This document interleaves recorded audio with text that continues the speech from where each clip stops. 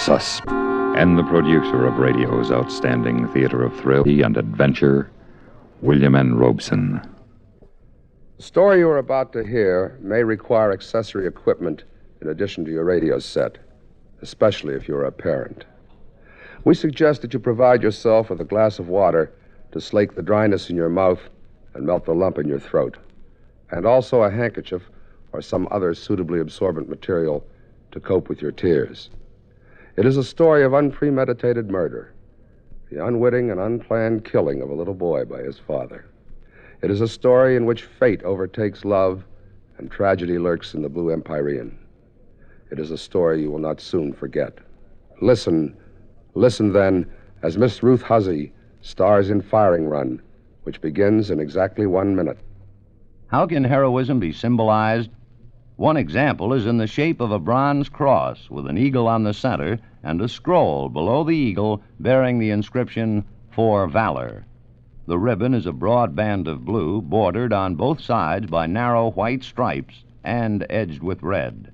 This is the United States Army's Distinguished Service Cross, awarded to those soldiers who distinguish themselves by extraordinary heroism in connection with military operations against an armed enemy. It is worn on the left side, above the breast pocket, and is one of the outstanding accolades our country can bestow. Of the millions of men who have served in the armed forces of our country, only a comparative few have so conducted themselves as to earn this valued award. The Distinguished Service Cross of the United States Army stands as a model for dedicated service and heroism of a high order. It is one symbol of heroism which only the brave and determined may attain. And now, Firing Run, starring Miss Ruth Huzzy. A tale well calculated to keep you in suspense.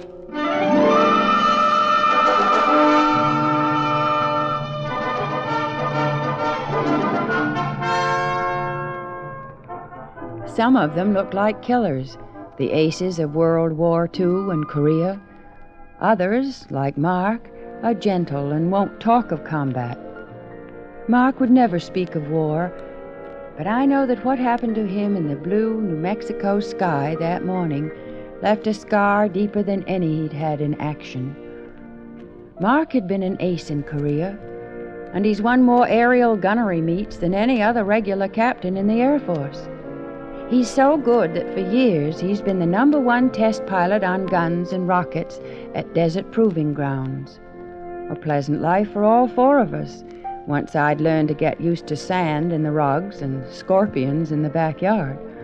A settled life, almost like a civilian's, until that horrible morning. Mark had a rocket test flight, so the day started early with the 4 of us at breakfast. Hap, would you pass the cream, please? Oh, sure, Dad. Hap, hold the handle toward your father. I've told you. I forgot. Dad, can I watch the drone take off? Me too. What, Big Shot?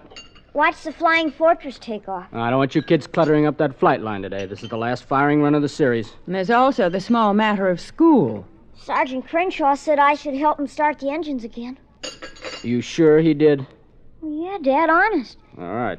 Daddy, are you going to fly the big plane?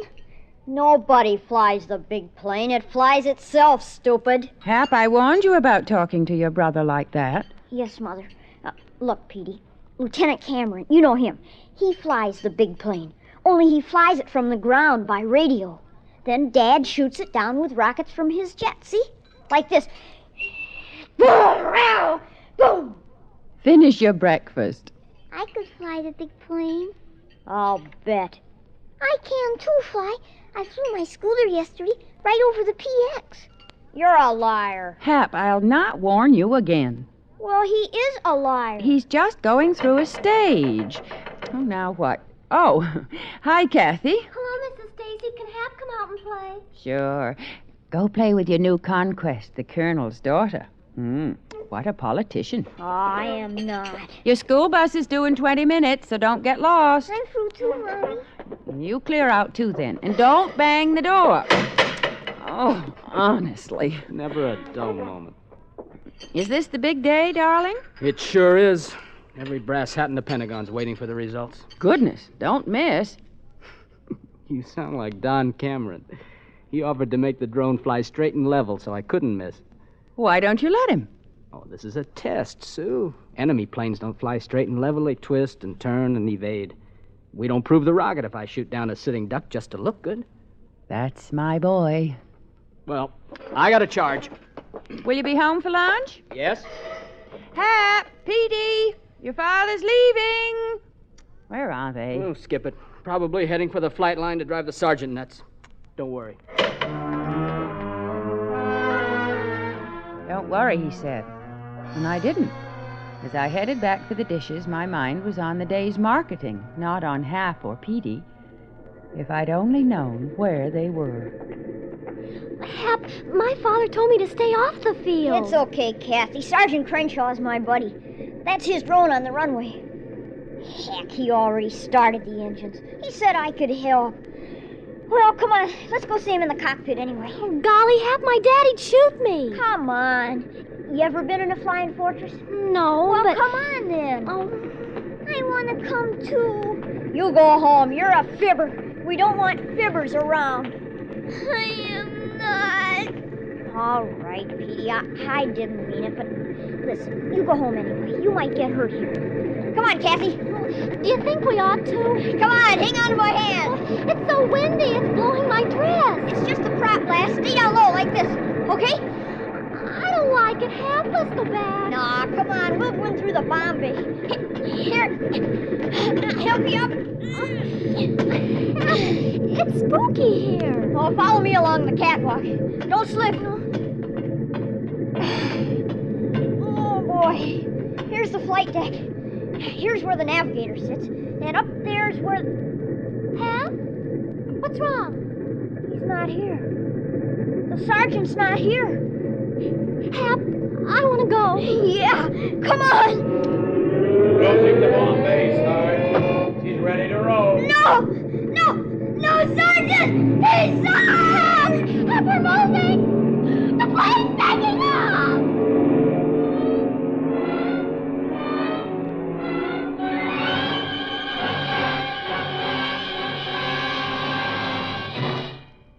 The second act of Suspense continues in 1 minute. Another visit with Joe and Daphne Forsythe. Your mercy, Lord. Joe. Joseph. What? Who is she? Who's who? Who were you dreaming about? Was I dreaming? You were talking in your sleep and giggling. How about that? What were you giggling about? I can't remember. Joseph, you mentioned a girl's name. Oh? What name? Spas. Spas? Yes, Spas. Candy Spas. It sounded like a dancer or a striptease or something. Oh. Oh, what? Well, I must have said Candy Spots. Candy Spots is a horse. I bet on him once. You bet on a horse? Yeah, we had a pool. I could have won $3. Well, you should have put the money into savings bonds. They're a much better investment. It was only 50 cents. For 63 cents a day, you can buy a $25 bond a month. And 1 year's worth of bonds will bring $300 when they mature. What's more, they're guaranteed to be winners. The whole United States stands behind them. Uh-huh. So don't waste money betting on horses. Put it in savings bonds. Okay. Can I still dream about horses, though? If you do it quietly. Say, why were you giggling about a horse? And now, we continue with Act 2 of Firing Run, starring Miss Ruth Huzzy. A tale well calculated to keep you in suspense.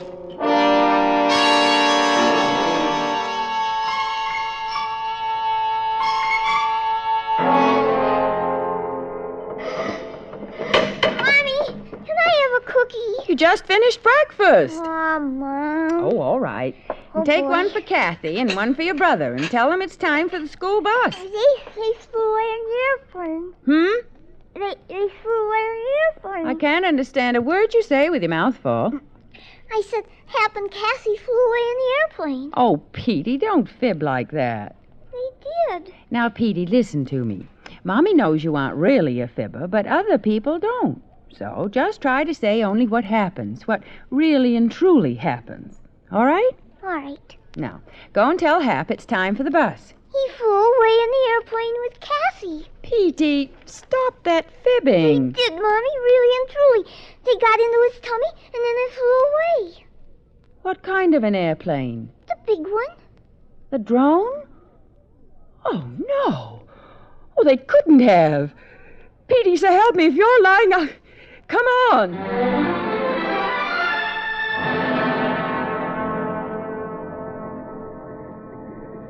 Air Force 647 from ground control. Air Force 647 from ground control. How do you read me, 647? Ground control from Air Force 647. I read you badly, 3x3, very garbled. Our transmitter's okay, Lieutenant. Must be his receiver. Yeah, okay, Sergeant. Mark, you're coming in loud and clear. The trouble's at your end. Say again, Don, you're fading. Air Force 647 from ground control. We read you 4 square. I say again, we I'm read... not going to worry about it now. When the drone reaches 12,000, I'll make my first firing run. Air Force 647, over and out. What's that dame doing here? Joe, tell her to get that cotton-picking car off the flight line. Oh, wait a minute. It's Captain Stacy's wife. See what she wants, Sergeant.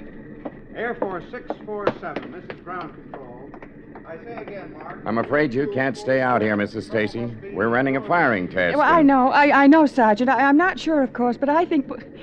Well, it's possible that my boy is in the drone. What? Hap? I think so, and Colonel Master's daughter. Oh, now, Mrs. Stacy, that couldn't be. It just couldn't. I think they are. No, ma'am. I buttoned up that drone myself. I started the engines and lined her up on the runway, and there's nobody in there. Are you sure? Absolutely certain. Now, you just drive on home, and I'll bet you'll find that young fellow robbing your icebox.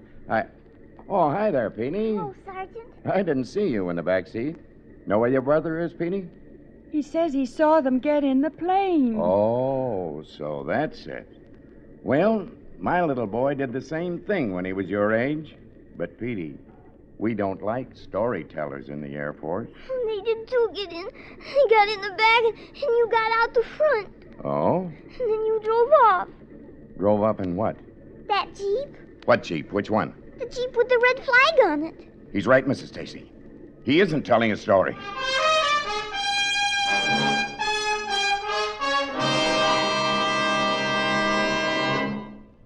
Act 3 of Suspense follows in 1 minute. We have, together, ample capacity and freedom to defend freedom. This is NATO, the North Atlantic Treaty Organization. NATO's many achievements are plates of the shield which it is forging to protect peace and freedom. But the shield is still thin and needs constant strengthening. True, NATO forces in Europe cause any potential aggressor to exercise caution, but these forces are insufficient to remove all threat of attack. As NATO forces grow, so do hopes of world peace. The United States of America is a part of NATO. You should be aware of and alert to the objectives and programs of the North Atlantic Treaty Organization. And now, we continue with Act 3 of Firing Run, starring Miss Ruth Huzzy. A tale well calculated to keep you in suspense.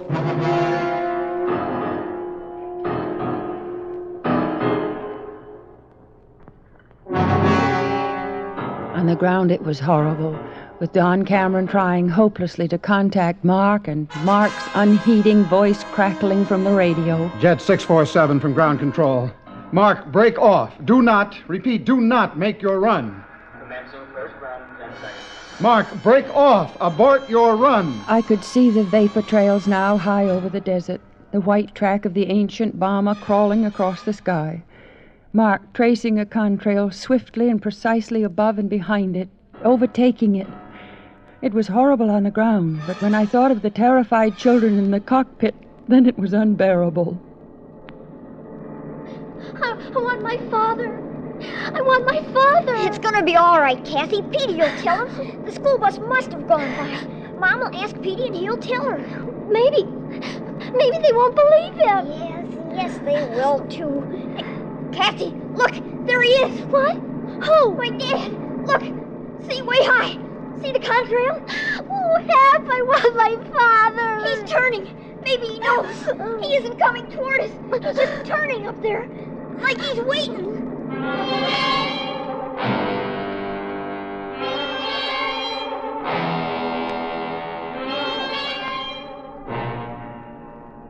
Sue, it's no use. I can't contact him at all. What are we going to do, Don? I don't know. Pray that he misses. That guy doesn't miss. Lieutenant, can't you dive her for the deck and land? Dive that old rocket, pull the wings off it. Wait, there he is again. Ground control from 647. I'm in position, commencing my first run. Angels 15. Suddenly, Cockpit check. it was not Mark at all. Switch on. That cold, relentless voice chanting a song of death. Computer on, autopilot off. It couldn't be Mark. Outside air It was the voice of a stranger, a killer, stalking my little boy. Okay, firing range done. Stand by for first salvo. Stop him! Stop him! Stop him! Sue, snap out of it. Hang on to yourself.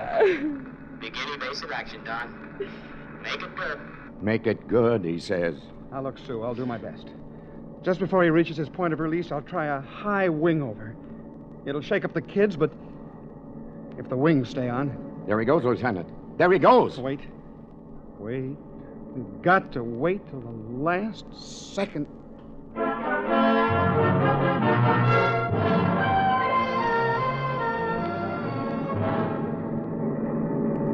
Kathy, he's turning toward us. He's coming at us. Oh, Daddy! Daddy, no!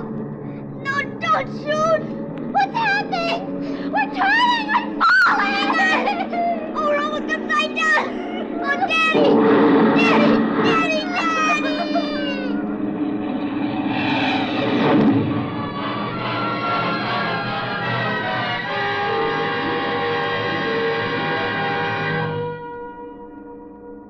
You can look, Sue. No. He missed. I can't hardly believe it. He missed. You foxed him, Lieutenant, this time. Very nice, Don. Very nice. I'll try the second salvo.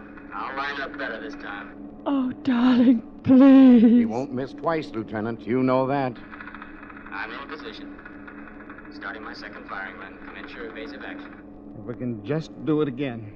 Just once more. I'm on my run. This is a honey, Don. Lieutenant, you better start your wing over. He's ready to fire. The contrail from the jet reached swiftly, almost scornfully for the lumbering bomber. Something in its purposeful track told us all that within seconds the drone would be a screaming, flaming pyre for the two children. And there was nothing that any of us could do to save them. I thought of Mark, cool and deadly at the work he did so well, only seconds from shattering his whole life. I felt Don tense at his control box, ready for a last, hopeless swerve of the clumsy ship. And then it came to me. The only way, the only chance. It might cost my son his life, but I knew I must try it, for I knew Mark. If I could find the courage... Don, don't! What do you mean? Let go! No, don't try to evade him. Make it a sitting duck. What do you mean? She's nuts, Lieutenant. He'll plaster it. No, he won't let you make him look good. Give him an easy target, Don. He'll let it go. Suppose he doesn't. I know him. Do it. All right. Oh, no. Straight and level with that guy? He'll splatter it all over the sky. I'm approaching the release point. Are you evading? Firing. Oh, no. What are you doing? Trying to make me look good? I'm holding fire. This is too easy. Can't you maneuver? Something wrong? Something's wrong. Start a gentle left turn. Left turn. Yes, sir. Yes, sir. Here we go. Roger, your turn. Sliding in for a look. See him? He's right on their wing. Hey, there's somebody in the cockpit. Hap. Don. Boy, if you ever landed one of those things right, do it now. Do it now. Can you do it, Don? Can you? I've done it before, but never like this. Okay, Sergeant, watch my gauges. Easing off her power. Manifold pressure 18 inches, sir. Dropping her gear. Gear down, sir. Cameron, what's your airspeed? Get that nose down. I can do without that. Flaps down, Sergeant. Flaps down, sir. It was minutes, but it seemed hours before the big plane lumbered into the pattern, wheels reaching awkwardly for the runway. I closed my eyes and prayed. And then...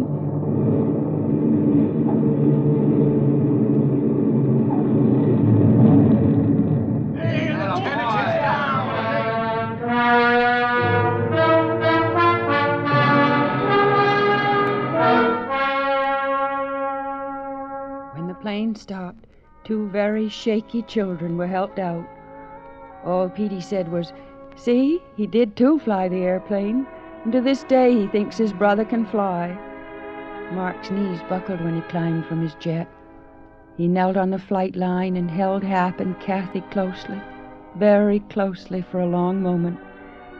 And when he looked into my eyes, I saw gratitude and faith.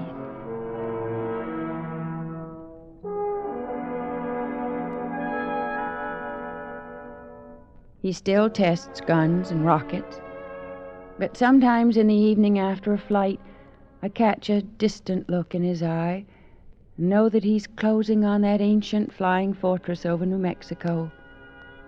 And then I go to him and touch his lips and talk of other things.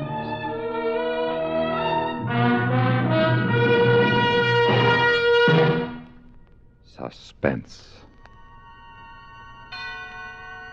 in which Miss Ruth Huzzy starred in William N. Robeson's production of Firing Run, written by Michael Frost.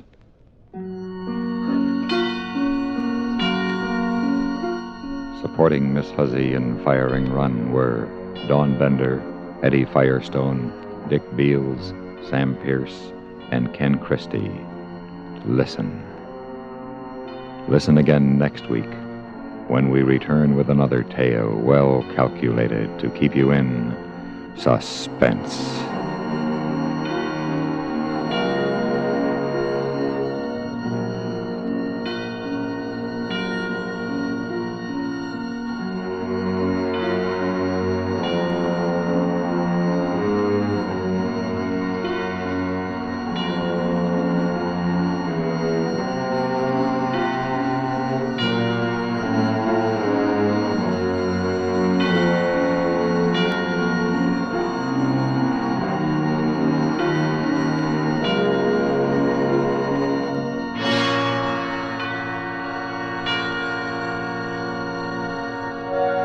Suspense has been brought to you through the worldwide facilities of the United States Armed Forces Radio and Television Service.